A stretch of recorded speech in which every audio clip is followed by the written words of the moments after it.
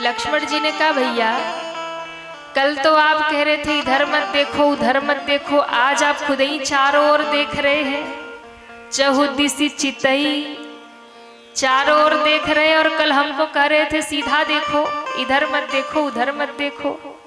राम जी ने कहा देखो, जब देखने की आवश्यकता हो तो देखना ही चाहिए, और यहाँ देखने की आवश्यकता है।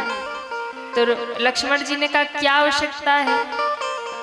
तो कहा हम इसलिए चारों ओर देख रहे हैं कि कोई दिख रहा है कि नहीं। क्यों? क्योंकि जिसकी बगिया है और जिसने इन वृक्षों की सेवा की है, जिन्होंने इन वृक्षों को लगाया है, एक बार उन वृक्षों की पुष्प लेने से पहले उनकी अनुमति ले लिया जाए, पूछ लिया जाए। बिना पूछे कभी किसी की वस्तु लेनी नहीं चाहिए। और आपने यदि बिना पूछे किसी की वस्तु ले ली तो फिर बिना पूछे अगर उठा लिया तो फिर बात तो अपराध का ही होगा, चोरी का ही मामला माना जाएगा।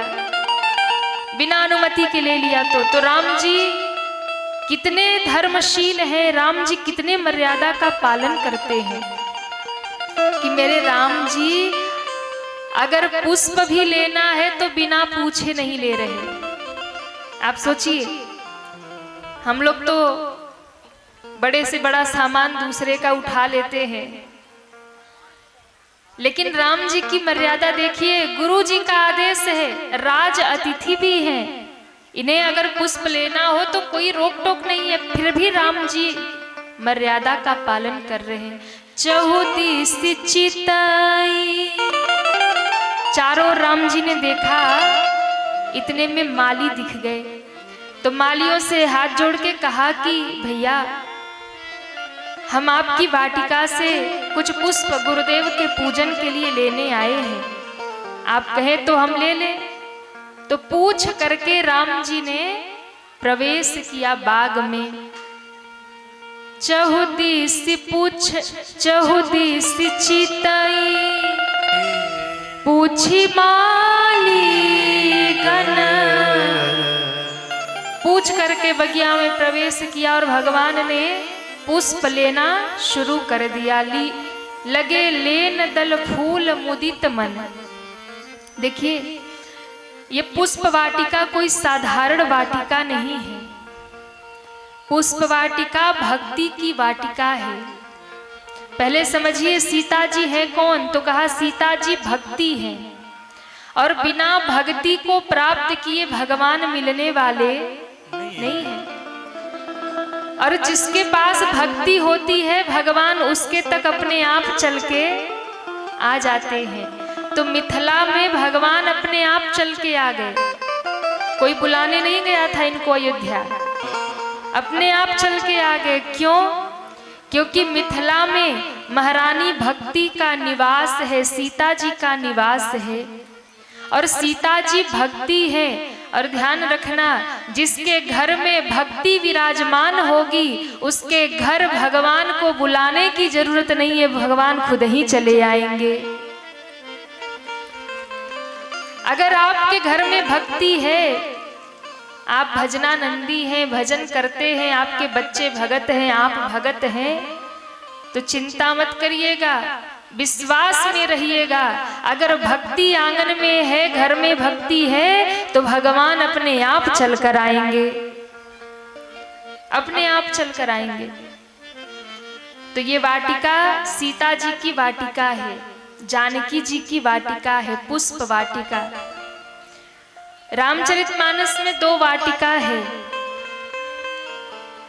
एक पुष्प वाटिका है और दूसरी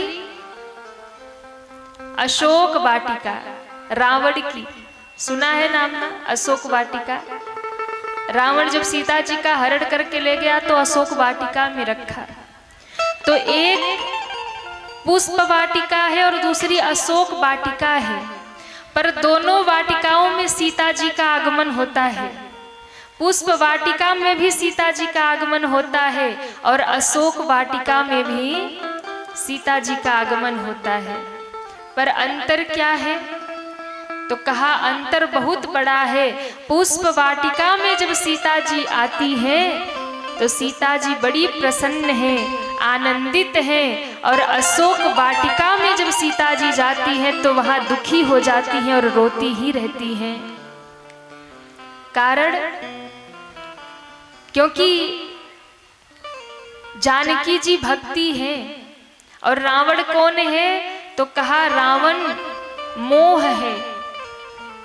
योगी जनक कौन है? योगी राज है। तो सीता जी जब जनक जी के यहाँ आई, पुष्प वाटिका में आई तो प्रसन्न है।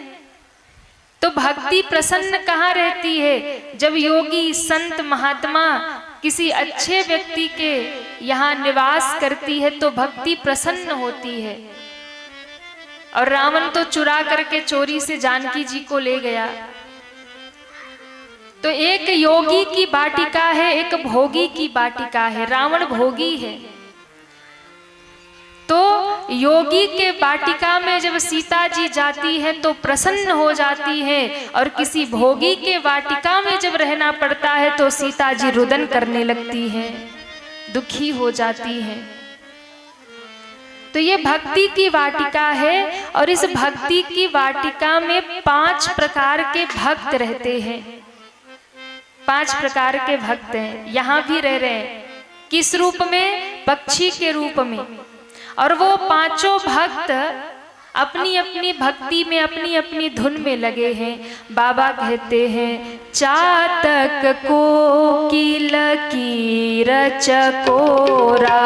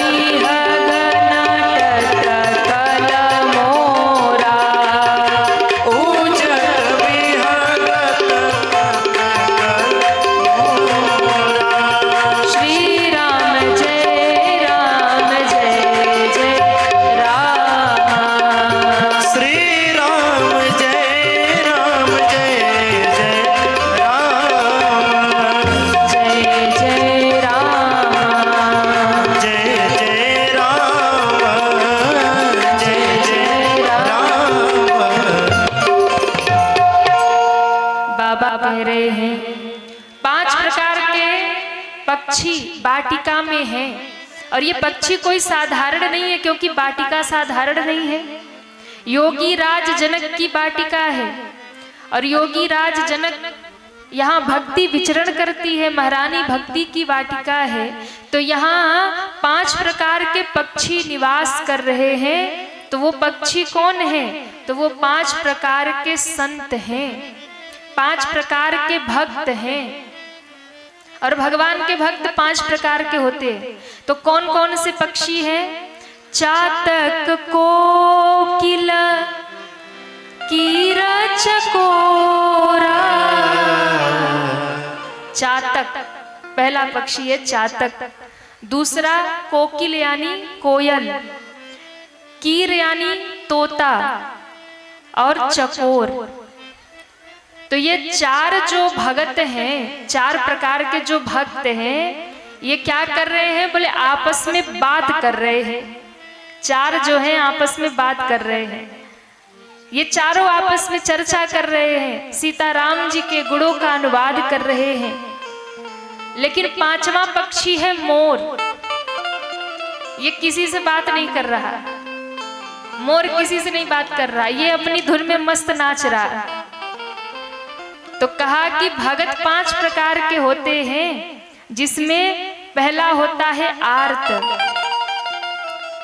चातक क्या है? बोले आर्त। दूसरा होता है अर्थार्थी, तीसरा होता है जिज्ञासु और चौथा होता है ज्ञानी। ये भक्तों की प्रकार है। तो पहला भक्त आर्त है, यानी जो दुख से दुखी होने के बाद भगवान की शरण में आ जाए, ऐसे भगत को आर्त कहते हैं। यानी बहुत दुख मिल रहा, बहुत कष्ट मिल रहा, तो भक्ति में लग गए, भगवान में लग गए। तो जो भगत जो दुख पाने के बाद भजन में लग जाए, दुख से दुखी होकर भगवान की शरण में आ जाए, ऐसे भगत को कहते हैं आर्त। दूसरा भगत है अर्थार्थी। एक भगत वो भी होता है कि माला जपता है और कहता है प्रभु फैक्ट्री चलवा दो, माला जपता है कहता है प्रभु नौकरी लगवा दो, जल चढ़ाता है तो कहता है बिजनेस चलवा दो। ये भी भक्त का एक प्रकार है। ऐसे भक्त को कहते हैं अर्थार्थी, जिसमें हम और आप लोग हैं। हाँ, एक लोटा जल शंकर जी को चढ़ाया, हे भोले बाबा नाती दे दो, हे भोले बाबा घर बनवा दो, बेटे का नौकरी लगवा दो।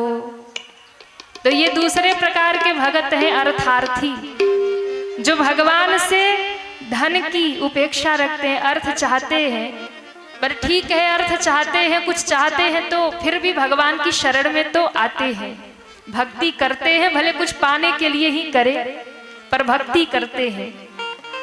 तो एक जो दुखी होकर भगवान की शरण में आता है, एक है अर्थार्थी जो धन के लिए भगत बना है, कुछ पाने के लिए भगत बना है, और तीसरा है जिज्ञासु, उसे कुछ लेना देना नहीं, वो जिज्ञासावश भगवान से जुड़ा है, वो भगवान को जानना चाहता है।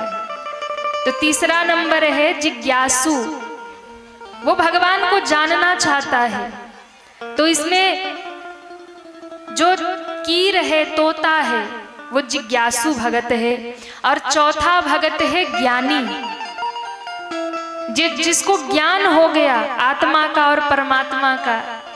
तो जो ज्ञानी भगत है वो ज्ञान चाहता है, ज्ञान में उपस्थित हो गया और भगवान की शरण ग्रहण कर लिया। तो ये चौथा भगत है ज्ञानी। और पांचवा कौन है? बोले एक है आर्त जो दुखी होकर भजन करता है, एक है अर्थार्थी जो धन चाहता है और भजन करता है, एक है जिज्ञासु जो परमात्मा को जानना चाहता है और भजन करता है, और एक है ज्ञानी जो भगवान को जान गया है और भजन करता है। और पांचवा तो सबसे निराला है, मोर। तो पांचवा कौन है? बोले जो भगत बन गया है, जो भक्ति में दिन रात डूबा है, ऐसा भगत क्या है? बोले ऐसा भगत मोर है। और देखिए जो आर्त हैं, अर्थार्थी है, जिज्ञासु है, ज्ञानी है, ये सब आपस में चर्चा कर रहे हैं, ये सब आपस में बात कर रहे हैं, पर जो पांचवा वाला भगत है ना, मोर, वो नाच रहा है, वो नृत्य कर रहा है, क्योंकि वो भगवान से प्रेम करता है। और ध्यान रखना, जो भगवान से प्रेम करता है ना, वो बताता नहीं, जताता नहीं, बोलता नहीं, वो उसी में डूबा ही रहता है। पांचवा जो है वो भगत है, वो प्रेमी है। और प्रेमी कौन है? बोले जो महाराज बात बात में जताए प्रेम को, वो सच्चा प्रेमी नहीं है। जो बात बात में कहे ना कि हम बहुत प्रेम करते हैं, हम बहुत प्रेम करते हैं, प्रेमी कभी बोलता नहीं है, प्रेमी कभी जताता नहीं है, प्रेमी बोलेगा नहीं, वो तो उसी में डूबा रहेगा। तो जो पांचवा भगत है वो प्रेमी है, वो भगत है, उसे भगवान से कुछ नहीं चाहिए, बस वो भगवान में डूबा है। तो कई ऐसे भी होते हैं जो भक्ति में डूबे हैं और उन्हें किसी चीज से, ना दुनिया से कुछ चाहिए ना भगवान से कुछ चाहिए, वो बस भक्ति में लगे हैं। तो ऐसा जो है वो प्रेमी है, वो भक्त है, वो बोलता नहीं है, वो जताता नहीं है, और बात बात में जो जताए तो समझ लो कि प्रेम नहीं है। क्योंकि प्रेमी बोलता नहीं है, वो जताता नहीं है, वो प्रेम इतना करता है कि उसका प्रेम बोलता है कि भाई ये तो प्रेमी आदमी है। आप विचार करिए, माँ कभी बेटे को बात बात में जताती है कि मैं तुम्हें इतना प्रेम करती हूँ? जताती है बात बात में? रोज कहती है बेटे से कि मैं तुमसे इतना प्रेम करती हूँ। बेटे को माँ कितना प्रेम करती है ये बेटा भी नहीं जानता। ये बस माँ का हृदय जानता है कि बेटे को वो कितना प्रेम करती है। वो उसके लिए जान भी दे सकती है। अगर बेटे पे बन आए ना तो माँ अपने प्राण आगे कर देती है। तो माँ कभी बोलती नहीं है, क्योंकि जो प्रेमी होता है वो बोलता नहीं है। प्रेमी जो होता है वो कभी जताता नहीं है। इसलिए जैसे माँ बेटे से इतना प्रेम करती है, इतना प्रेम करती है कि बेटा भी नहीं जानता माँ मुझे कितना प्रेम करती है। ये तो माँ का हृदय, माँ का दिल जानता है कि माँ अपने बच्चे से कितना प्रेम करती है। और आप इंसानों की बात मत करिए, पशु पक्षी में भी देखिए, एक छोटी सी चिड़िया भी होती है ना, अगर उसके घोंसले पर, उसके बच्चे पर कोई बड़ा पक्षी अटैक करता है तो वो अपनी जान पे लड़ जाती है ना।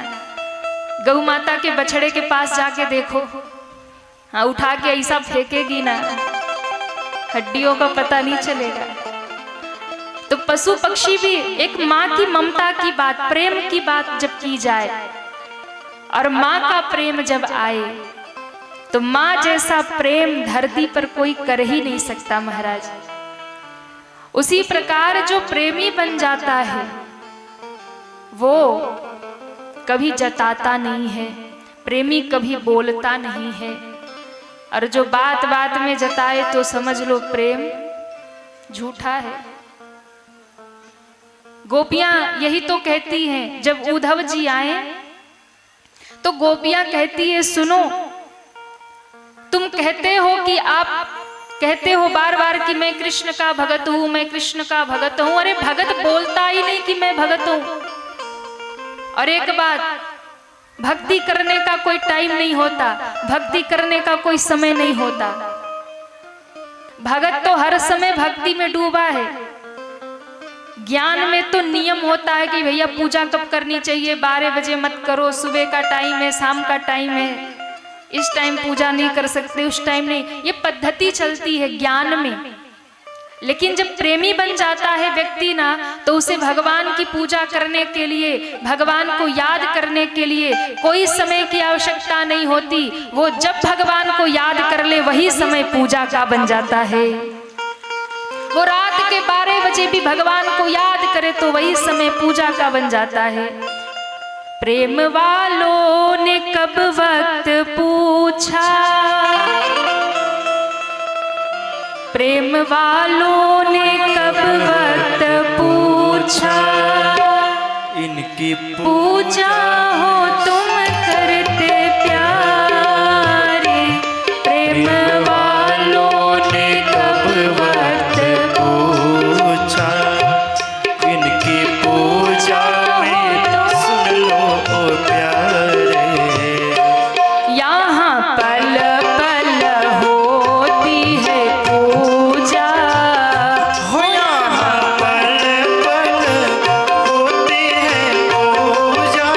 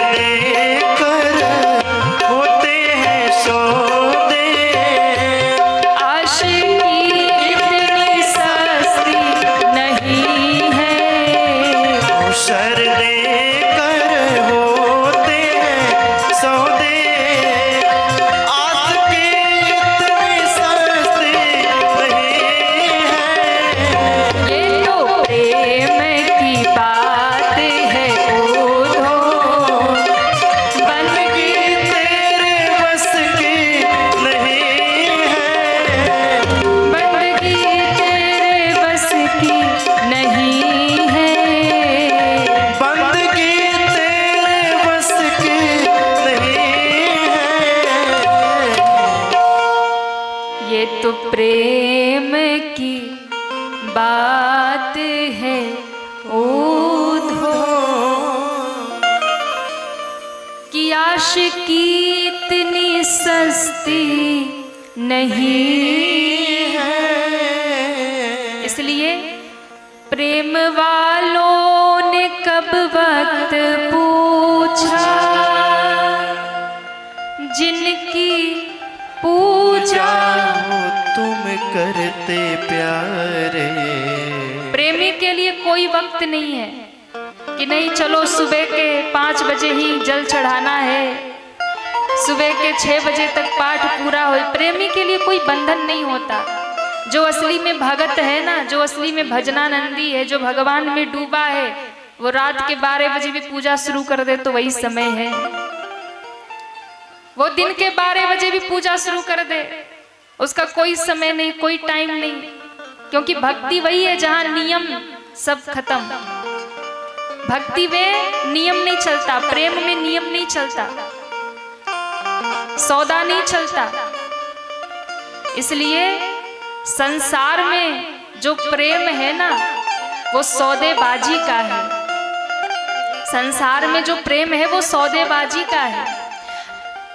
अगर किसी को किसी से प्रेम है दुनिया में, किसी को किसी से प्रेम है दुनिया में, तो कोई ना कोई स्वार्थ उसके पीछे छिपा है। बिना स्वार्थ के कोई किसी को प्रेम करता नहीं है दुनिया में। और ये बात थोड़ी कड़वी है, क्योंकि हमें लगता है घर वाले हमें प्रेम करते हैं, हाँ, रिश्तेदार हमें प्रेम करते हैं, परिवार वाले हमको बहुत मानते हैं, लेकिन सबका असली चेहरा समय के साथ सामने आता है। इसलिए संसार में जितना भी प्रेम जुड़ा है, सबके पीछे कोई ना कोई स्वार्थ होता है। बिना स्वार्थ के कोई किसी को प्रेम नहीं करता महाराज। इसलिए वो सच्चा प्रेम नहीं है जो दुनिया में है, क्योंकि दुनिया वालों को क्या है कि वो अगर आपको प्रेम करेंगे तो बदले में आपसे प्रेम की चाह रखेंगे। आप भी किसी को प्रेम करेंगे तो आप भी सोचेंगे कि सामने से भी हमें वही प्रेम मिले, और यदि नहीं मिला तो फिर रिश्ता खराब, रिश्ता टूट गया। क्योंकि आशा है कि हम यदि प्रेम कर रहे तो सामने वाला भी प्रेम करे। पर असली प्रेम क्या है कि बोले सामने वाला न भी करे, सामने वाला न भी जाने, तो भी यदि हम प्रेम करते हैं तो सदैव प्रेम करते ही रहे। ये असली प्रेम है, ये असली प्रेम है। और यही प्रेम गोपियों ने किया। भगवान कृष्ण भले ही द्वारिका चले गए, मथुरा गोकुल छोड़ करके चले गए, लेकिन गोपियों का प्रेम, श्री राधा रानी का प्रेम कभी समाप्त नहीं हुआ। कृष्ण के प्रति कभी समाप्त नहीं हुआ। भगवान चले भी गए पर गोपियां, राधा रानी, ब्रजवासी सदैव भगवान को प्रेम करते रहे, क्योंकि वो प्रेमी हैं, वो भक्त हैं। और भक्त ये नहीं चाहता कि भगवान हमें कुछ देंगे तभी हम भक्ति करेंगे। कुछ मिले ना मिले, सुख मिले दुख मिले, भगत तो बस अपने में लगा रहता है। और जब उद्धव जी ज्ञान सुनाने गए तो गोपियों ने कहा तुम क्या जानोगे? अरे उद्धव, तुम क्या जानोगे प्रेम करना क्या होता है? कभी तुम प्रेम करो तब तुम्हें समझ में आएगा कि प्रेम होता क्या है। इसलिए प्रेम केवल स्वार्थ नहीं चाहता, प्रेम केवल अपना भला नहीं देखता। प्रेम तो वो है जो अपने प्रेमी का भला चाहे, वो क्या चाहता है उसके प्रति समर्पित हो जाए। इसलिए यदि कृष्ण हमसे दूर जाके खुश है तो हमें इसमें भी खुशी है कि बस वो खुश रहे। हमारा क्या है, हम उसके विरह में रो लेंगे। पर वो यदि खुश है द्वारिका में जाके, मथुरा में जाके, तो वो प्रसन्न रहे, वो सुखी रहे। ये प्रेमी का भाव होता है, ये भगत का भाव होता है। प्रेम वालों ने कब वक्त पूछा, उन्हें वक्त की आवश्यकता नहीं है, समय की आवश्यकता नहीं है।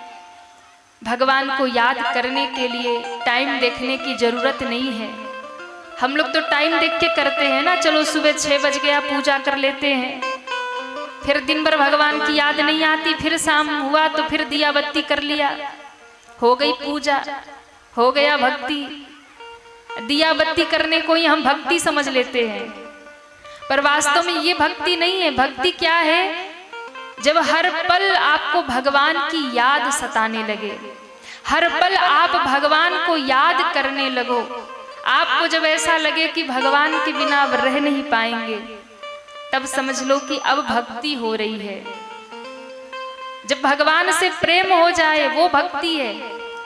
दिया बत्ती कर लेना भक्ति नहीं है, ये पूजा है, ये एक नियम है, एक पद्धति है। अब इसका मतलब ये भी नहीं कि दिया बत्ती करना बेकार है, क्योंकि शुरुआत वही से होती है। जब भगवान को दिया बत्ती ही करोगे तभी मन लगेगा, तभी भक्ति से जुड़ोगे। लेकिन हम लोग उसी तक रह जाते हैं, उसी तक मान लेते हैं, दिया बत्ती कर लिया बस यही भक्ति कर ली, जल चढ़ा दिया भोले बाबा को, हो गई भक्ति भोले बाबा की। ये भक्ति नहीं है, ये नियम है, ये पूजा है, ये आपका कर्तव्य है। तो भक्ति जब जीवन में आती है तो फिर समय देखने की जरूरत नहीं पड़ती कि कब भगवान को याद करना है। बेटा बेटी कहीं बाहर पढ़ाई कर रहे हो, घर से दूर रहते हो, तो माँ को समय देखना नहीं पड़ता कि चलो अब 2 बज गया है, बैठकर बेटा बेटी को याद कर लेती हूँ। समय देखना पड़ता है। वो तो हर समय याद आते हैं ना, हर समय चिंता सताती है ना, खाया होगा नहीं खाया होगा, सोया होगा नहीं सोया होगा, अभी कहाँ होगा, हर समय याद करते हो ना। क्यों? क्योंकि प्रेम है। और यही प्रेम जैसा अपने बेटा बेटी से करते हो, यही प्रेम जिस दिन भगवान से लग जाएगा कि हर पल भगवान की याद आने लगेगी, समझ लेना उसी समय भक्ति प्रारंभ हो गई है। बात समझ में आ रही है? अरे कहिए ना, आ रही है? हाँ, तो पूजा पाठ अलग है और भक्ति करना अलग है। भक्ति करना वो है जब हर पल भगवान की याद आने लगे, हर समय भगवान आपके चिंतन में आ जाएं, हर समय जैसे बेटा बेटी हर समय याद आते हैं आपके, आप जिनसे प्रेम करते हो, आपके परिजन स्वजन हर समय याद आते हैं। उनको याद करने के लिए टाइम नहीं देखते हो कि अब समय हो गया है 1 घंटा बैठ के बच्चों को याद कर ले, 1 घंटा बैठ के परिवार वालों को याद कर ले। हर समय उनकी चिंता रहती है, हर समय उनकी याद रहती है। ठीक बस यही प्रेम जो दुनिया के प्रति है, ठीक यही प्रेम जब भगवान से लग जाएगा कि हर पल भगवान की याद आने लगेगी, समझ लो यही भक्ति का प्रारंभ हो गया, यही भक्ति शुरुआत हो गई। तो प्रेमी बोलता नहीं है, तो 4 जो है भगत वो आपस में बात कर रहे, पर 5वां भगत है प्रेमी, वो अपनी धुन में मस्त नाच रहा। मेरे राम जी सबका दर्शन कर रहे, सबको देख रहे, पुष्प चयन कर रहे, और कहते हैं जिस समय मेरे राम जी पुष्पों का चयन कर रहे थे उसी समय माँ जानकी प्रवेश करती हैं। माता जानकी का आगमन उसी समय बाग में होता है। माँ गौरी के पूजन के लिए सीता जी अष्ट सखियों के साथ में उसी समय वाटिका में प्रवेश कर रही हैं। बोलिए जानकी मैया की जय हो।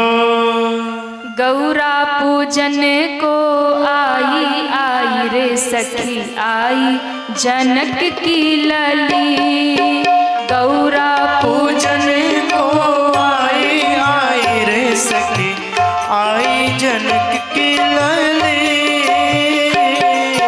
गौरी पूजन को आई आई रे सखी आई जनक की लली, गौरी पूजन को आई आई रे सखी आई जनक की लली। सभी दोनों हाथ उठा के माता जानकी का स्वागत करिए। जय हो।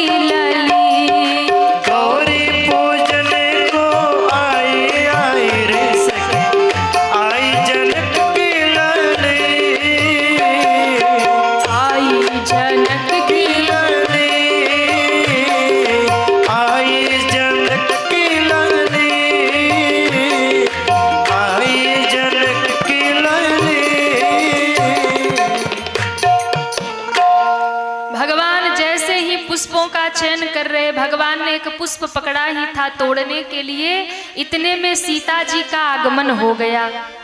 और कहते हैं उसी समय माँ जानकी ने अपना चरण पुष्प वाटिका में रखा, और ज्यों माँ जानकी ने अपना चरण रखा तो माँ की पाँव की जो पाजेब है उसकी ध्वनि भगवान के कानों में पड़ी। भगवान ने पुष्प पकड़ा ही था, इतने में जानकी जी का आगमन हो गया। मालियों ने कहा सावधान, हमारी राजकुमारी जनक नंदिनी जानकी पधार रही है। जानकी माँ की जय जयकार हो रही। उसी बीच में ज्यों जानकी जी पधारी तो भगवान के कानों में सीता जी के नूपुरों के ध्वनि सुनाई दिए।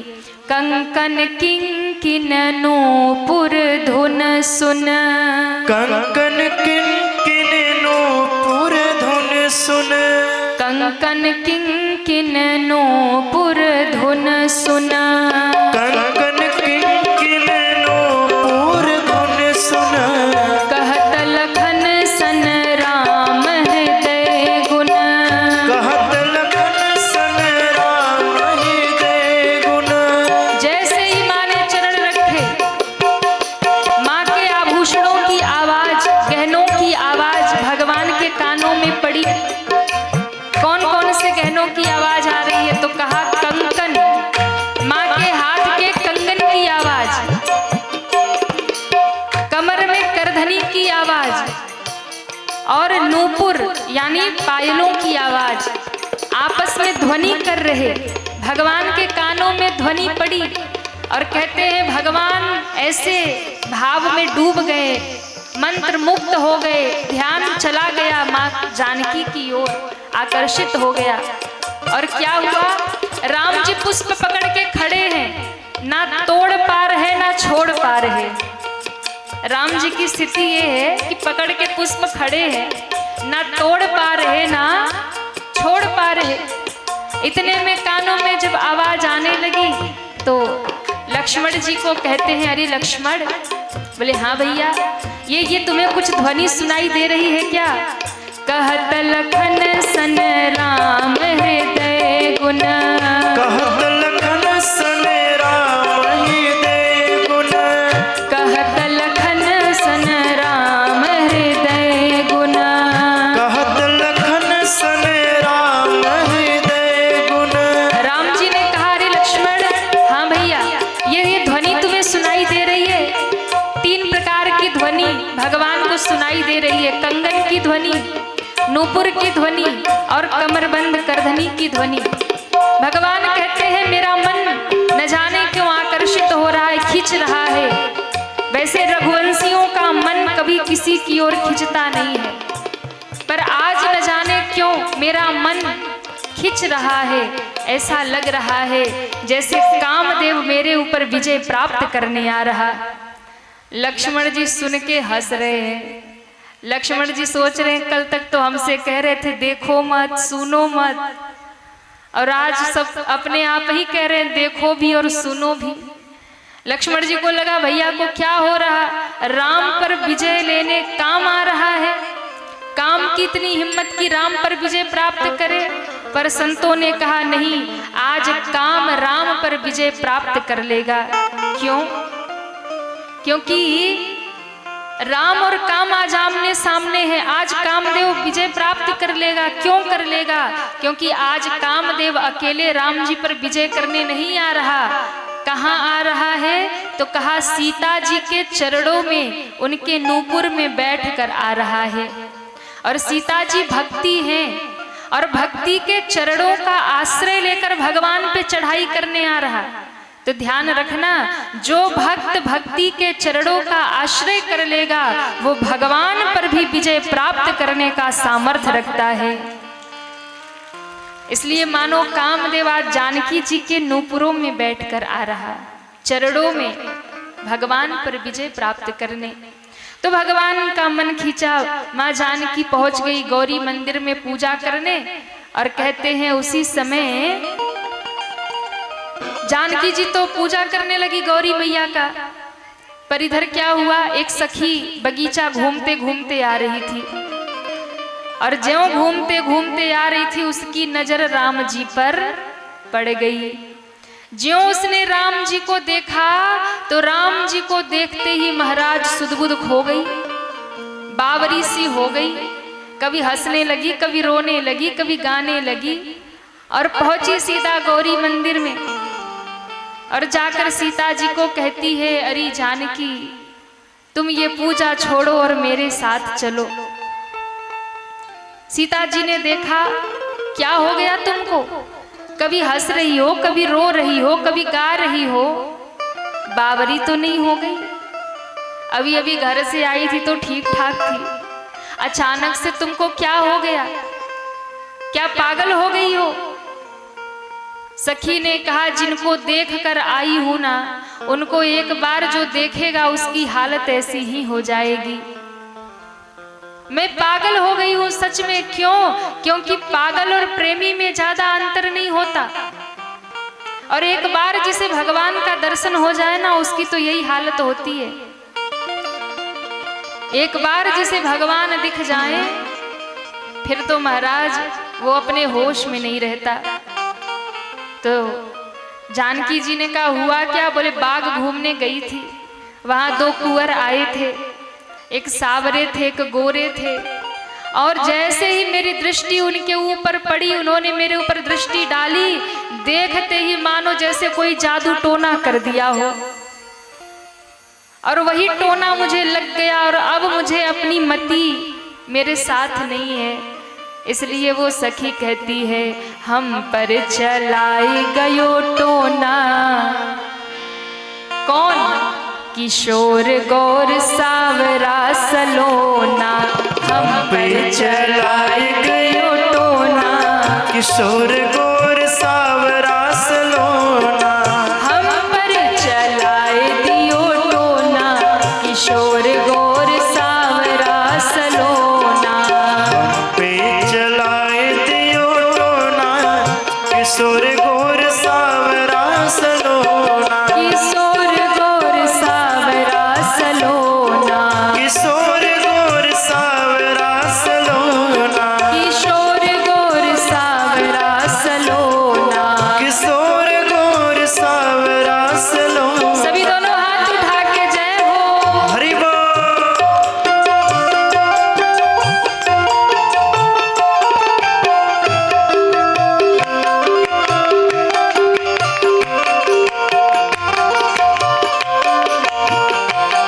हरि बोल।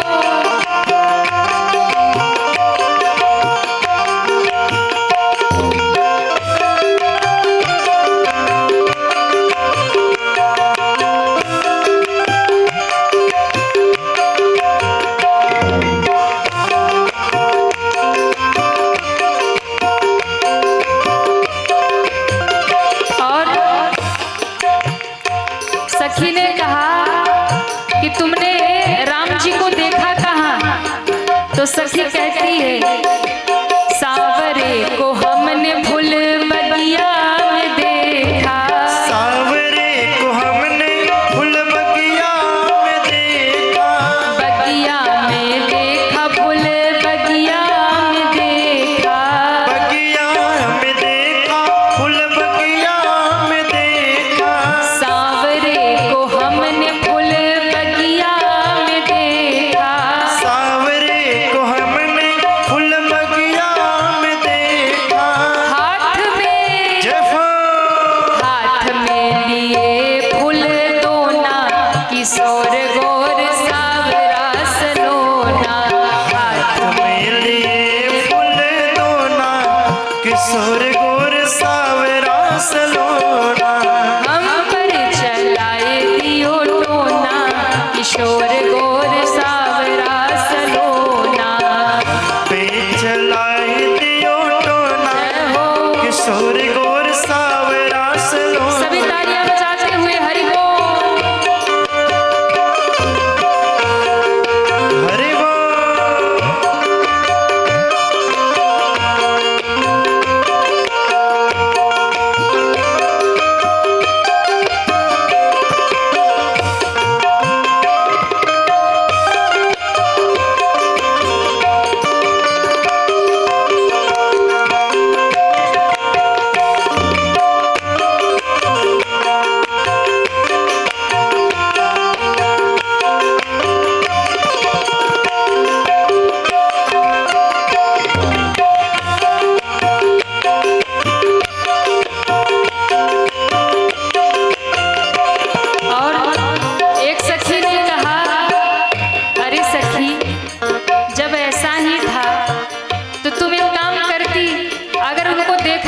पहले घूंघट कर लेती। जैसे ही देखा कि दो जादूगर घूम रहे हैं, घूंघट कर लेती, टोना नहीं लगता। सखी ने कहा क्या बताऊं, घूंघट भी किया था। सांवरे को देख घूंघट पट कीन्हा, सावरे को देख घूंघट पट कीन्हा, सांवरे को देख घूंघट पट कीन्हा, सावरे को देखा घूंघट पट कीन्हा, घूंघट पट कीन्हा, घूंघट पट कीन्हा। घूंघट पट कीन्हा, घूंघट पट कीन्हा। जानकी जी ने कहा जब घूंघट लगाया था तो कैसे दर्शन हो गया, टोना कैसे लग गया? तो कहा थोड़ा सा मिस्टेक हो गया। क्या? घूंघट तो लगाया था लेकिन तनिका जय हो तनिका खुला रहा कोना, किशोर गौर सावरा सलोना। का खुला रहा कोना, किशोर गौर सावरा सलोना। हम पर चलाए दियो टोना, किशोर गौर सावरा सलोना। पे चलाए दियो टोना, किशोर गौर सावरा। सभी दोनों हाथ ऊपर करिए, पूरे पूरे हरि बोल, श्री राधे। जय हो।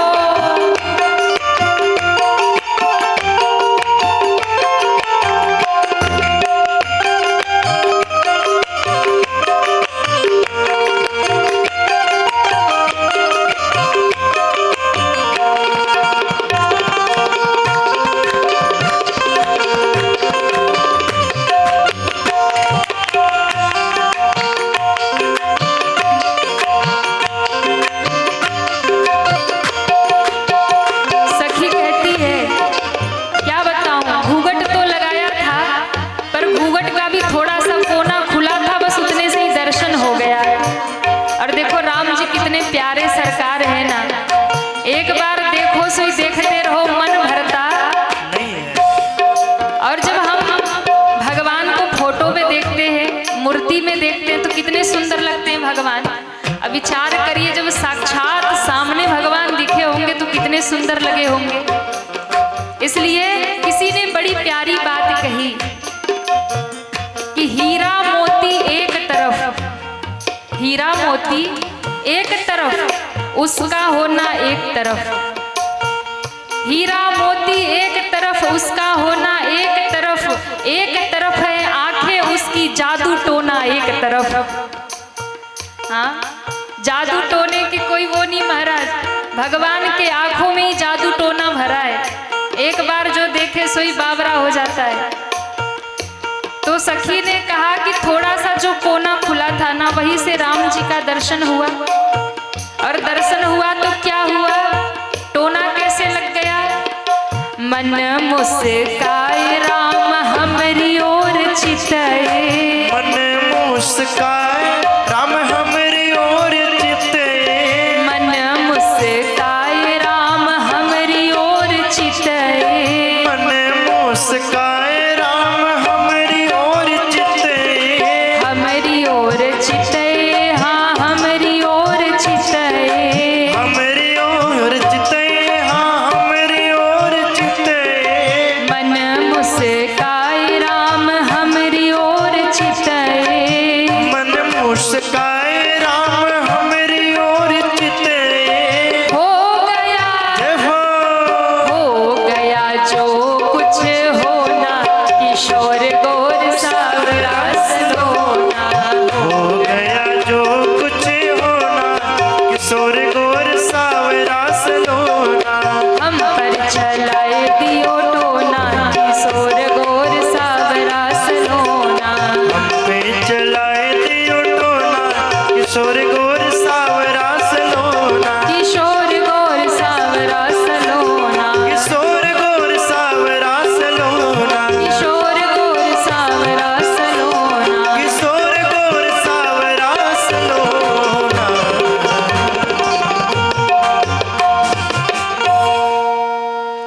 अरे हम पर चलाई दियो टोना, किशोर गोर सावरा सलोना। अरे सावरे को हमने फूल बगिया में देखा, सावरे अरे बगिया में देखा फूल बगिया में देखा, बगिया क्या कर रहे थे? अरे हाथ में लिए फूल दोना, किशोर गौर हम पर चलाए दियो टोना, किशोर गौर सावरा सलोना हम पर।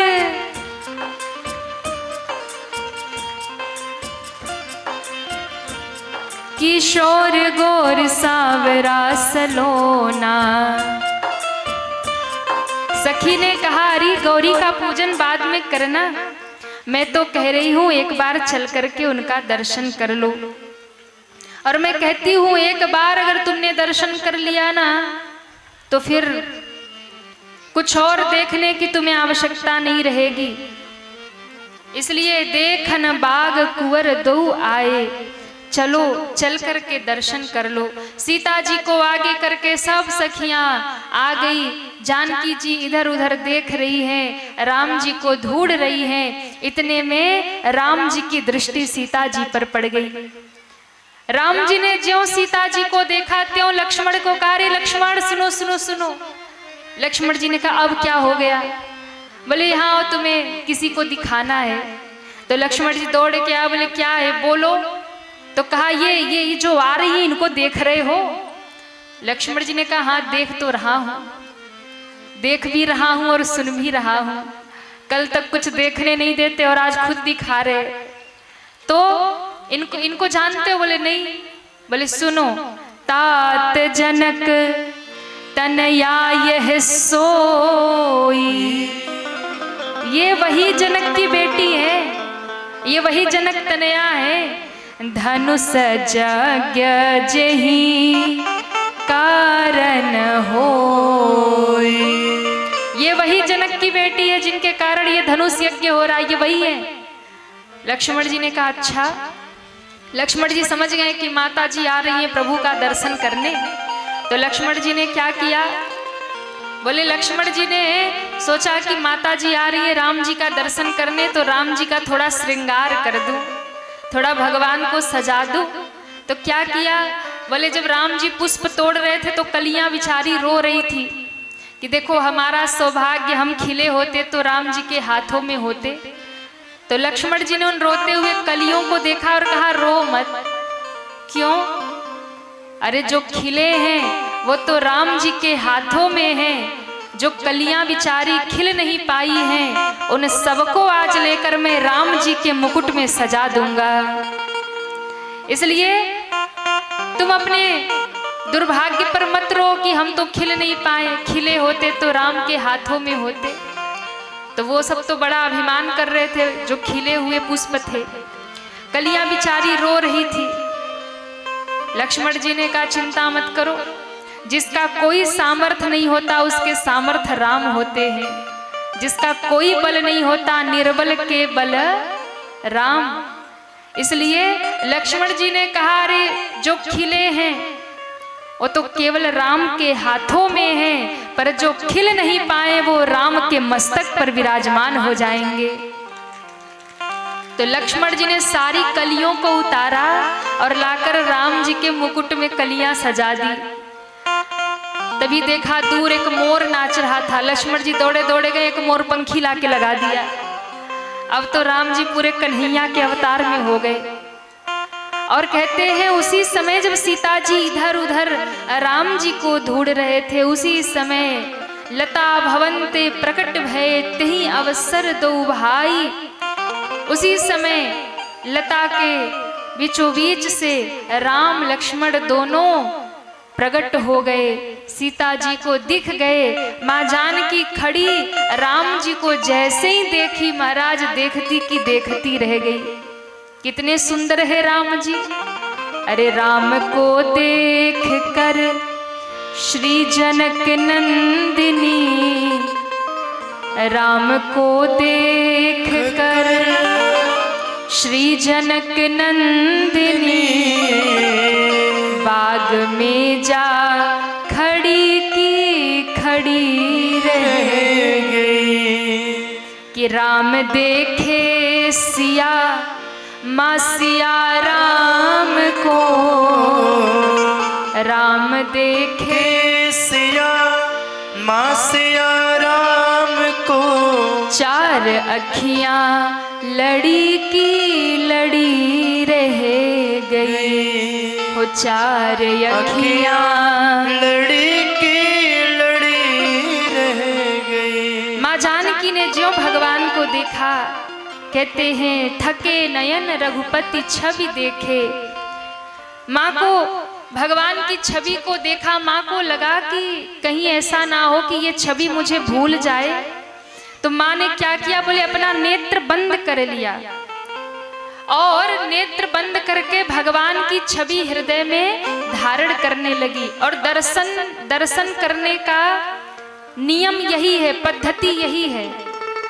आप जब भी मंदिर में दर्शन करने जाओ ना, तो सीता जी ने यहाँ दर्शन की पद्धति बताई कि वास्तव में भगवान का दर्शन कैसे करना चाहिए। अच्छा, हम लोग क्या करते हैं, मंदिर में जाते और सीधा आंख बंद करके खड़े हो जाते हैं ना, आंख बंद करके खड़े हो जाते हैं ना।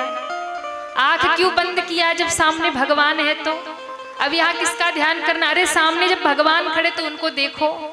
पर हम लोग क्या करते, जाएंगे और सीधा आंख बंद करके शुरू हो जाएंगे, ये दे दो हे प्रभु, ये मनौती कर दो, हाँ ये पूरा कर दो तो इतना हलवा चढ़ाऊंगी, पूरी चढ़ाऊंगी, ये करूंगी, लड्डू चढ़ाऊंगी।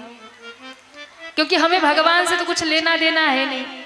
पर वास्तव में दर्शन का नियम क्या है, पहले मंदिर में जाइए ना तो भगवान को चरण से लेकर के शीश तक निहारिए, भगवान का श्रृंगार देखिए, कैसे उन्होंने वस्त्र पहने हैं, कैसे श्रृंगार किए हैं, कैसे अस्त्र शस्त्र धारण किए हैं, मुकुट धारण किए हैं, माला धारण किए हैं, कानों में कुंडल कैसे हैं, माथे पर तिलक कैसा है, घुघराले केस कैसे हैं, ऊपर से नीचे तक भगवान को निहारिए।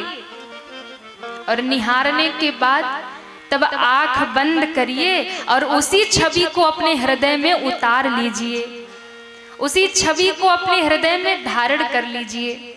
ये दर्शन करने का नियम है। लेकिन हम लोग भगवान को नहीं देखते, जाके सीधे आंख बंद करके खड़े हो जाते, भगवान से कुछ लेना देना नहीं। लेकिन माँ जानकी ने दर्शन की पद्धति बताई, भगवान को कैसे देख रही हैं। मोर पंख सिर सोहत नीके, मोर पंख सिर सोहत नीके, गुछ बीच बीच कुसुम कली के, गुछ बीच बीच कुसुम कली के, मोर पंख सिर सोहत नीके, मोर पंख सिर सोहत नीके, गुछ बीच बीच कुसुम कली के, गुछ बीच बीच कुसुम कली के, लोचन मगरा मयूर आनी, लोचन मगरा मयूर आनी, लोचन उरला मयूर लानी, लोचन मगरा मयूर आनी, दीन्हे पलक कपाट सयानी, दीन्हे पलक कपाट सयानी, दीन्हे पलक कपाट सयानी, दीन्हे पलक कपाट सयानी, कपाट सयानी, कपाट सयानी, कपाट सयानी। तो जैसे ही माँ जानकी ने देखा भगवान के स्वरूप को, लोचन मगरा मयूर आनी, नेत्रों के रास्ते से को हृदय में बिठा लिया और फिर क्या किया, दीन है पलक कपाट सयाने, नेत्रों के रास्ते भगवान को हृदय में लाइए और लाके हृदय में बिठाइए। और राम जी जब हृदय में बैठ जाएं, भगवान जब हृदय में बैठ जाएं, तो इन नेत्र रूपी कपाट को, द्वार को बंद कर दीजिए, ताकि भगवान भीतर बैठ जाएं, निकल के बाहर जा नहीं पाए। और यही नियम होना चाहिए दर्शन का, कि दर्शन करो, इन आँखों के रास्ते भगवान को हृदय में उतारो, और जब भगवान की छवि हृदय में आ जाए तो नेत्र बंद कर लो, यानी कपाट बंद कर लो। अब घर में कोई आ जाए और जाने नहीं देना है तो क्या करोगे, सीधा गेट बंद कर दो। हाँ, अब गेट बंद करके ताला लगा दो, फिर को हिम्मत है तो जाके दिखाओ। अब तो रुकना ही पड़ेगा, अब दरवाजा तोड़ के थोड़ी जाएगा, खिड़की तोड़ के थोड़ी जाएगा। तो किसी को अगर घर में रोक के रखना है और रुक नहीं रहा है तो क्या करो, सीधा दरवाजा बंद करो, गेट बंद करो, किडनैप कर लो। तो भगवान को भी हृदय रूपी घर में किडनैप करना है, बंद करके रखना है, तो हृदय में उतार लो नेत्रों के रास्ते। और जब राम जी हृदय में आ जाए तो दरवाजा बंद, अब निकल के सरकार जाओगे कैसे। तो हृदय में भगवान अवस्थित हो जाएंगे, बैठ जाएंगे। उस छवि को बार बार याद करो। सीता जी ने जब नेत्र बंद किया तो सखियों ने देखा, सीता जी को व्यंग किया, अरे तुम यहाँ भी खड़ा होके गौरी का ध्यान कर रही हो, अरे इनका दर्शन कर लो, एक बार चले गए तो फिर दिखने वाले नहीं है, गौरी का ध्यान बाद में करना। माँ जानकी को लगा अब बहुत देर हो रही है, अब चलना चाहिए। सखियों से कहा अब चलो, बहुत देर हो गई। पिता का वचन याद आ गया, सीता जी गौरी मंदिर की ओर चल पड़ी। लेकिन गौरी मंदिर की ओर कदम जा रहे हैं, माँ जानकी के चरण गौरी मंदिर की ओर जा रहे, पर वो बार बार किसी न किसी बहाने से मुड़ के राम जी को देख लेती हैं। कभी अपने आंचल का पल्लू किसी झाड़ी में फंसा देती है और उसे निकालने के बहाने मुड़ के राम जी को देख लेती है। कभी कहती है अरे सखी देखो देखो ये हिरन कितना प्यारा है, और हिरन देखने के बहाने मुड़ के राम जी को देख लेती है। चरण जा रहे हैं गौरी मंदिर में और नेत्र कहाँ है, कहाँ है, राम जी पे। और देखो भगवान की भक्ति का ये सबसे सरल नियम है, सबसे अच्छा तरीका है। आपके चरण दुनिया में जाएं, आप भले ही दुनिया के कामों में व्यस्त हो जाओ, पर आपकी मति, आपकी बुद्धि, आपका हृदय किसी न किसी बहाने से मुड़ मुड़ करके भगवान के पास चला जाए, यही भक्ति है। आप भले ही कहीं फंसे हो पर आपका मन कथा में लगा रहे, आपका मन भगवान में लगा रहे। घर के भी काम करते रहो ना तो मन आपका भगवान के चरणों में लगा रहे। सीता जी कहना चाहती हैं भक्ति करो तो ऐसे करो।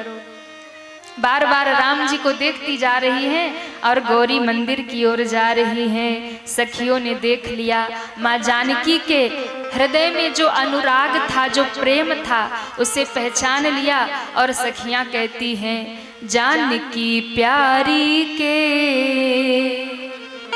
हो, जानकी प्यारी के कि जनक दुलारी के मन में बसे हैं श्री राम। जानकी प्यारी के हो, जनक दुलारी के मन में बसे हैं श्री राम। कि जब से देखा है राम को, हाँ जब से देखा है राम को, कि जब से देखा है राम को, जब से देखा है राम को, जब से माने भगवान को देखा है।